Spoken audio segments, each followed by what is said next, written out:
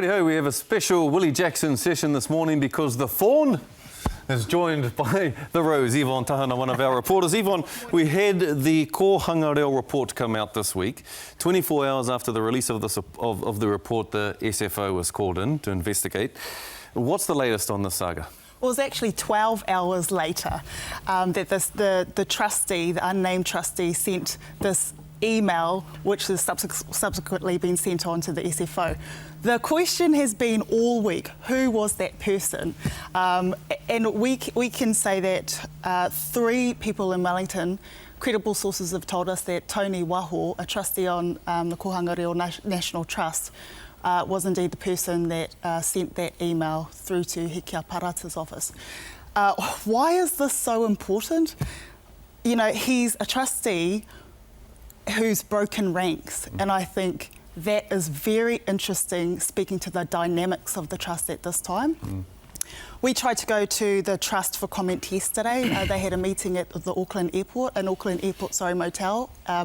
We were not allowed on the premises of that motel, so we were unable to talk to them. We put in calls to Derek Fox.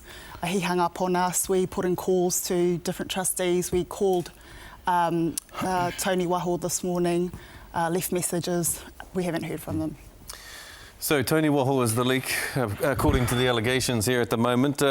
This is kind of, what would be his agenda, Willie? What's his agenda for leaking this information to He probably wants to be the chairman of the trust. In fact, I reckon, but he's cutting everybody else's throat. Well, that's what you have to do if you want to become the chair. You know, he probably wants to take out the old lady, Whai Eritana. So, look, he's done some great work out there, Tony. Maybe he's had enough. Maybe he wants more accountability. This might be what's driving him. But I have absolutely no doubt. In fact, I can confirm those people that you've talked to have talked to a number of people. So Tony's doing it. There's a power struggle in that trust, no doubt about that.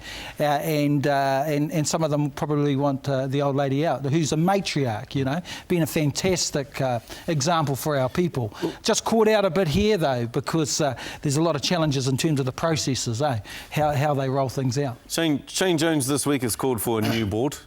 But he wants the luminaries to remain where they are. Eritana, Wharehuia, Timoti, he wants them to remain there in some kind of custodial role. Is that sort of where you think they should be? I don't think Jones is far off the mark. I think they need to bring some new blood in. You can't have lifetime trustees.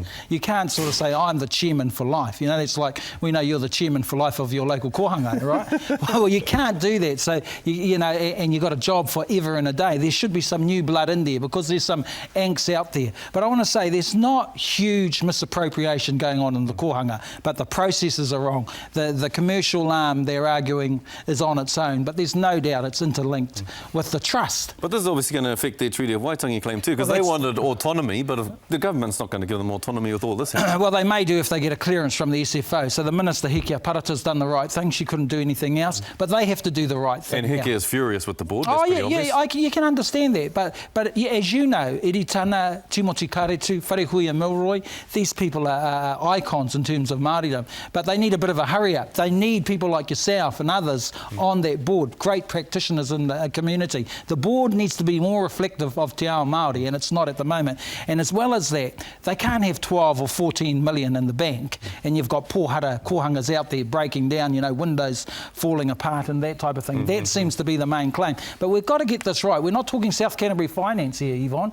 You know, we're talking about a bit of misappropriation process, and I just hope that they're going to get it right over the weekend. Well, it sounds like Tony Waho thinks he's the man who's going to put it right. Well, he's a traitor, probably, according to some of them. Okay, very good. Thank you very much, Yvonne. Magnificent. I think it's my relation too. It probably is. Everybody is. Everybody is.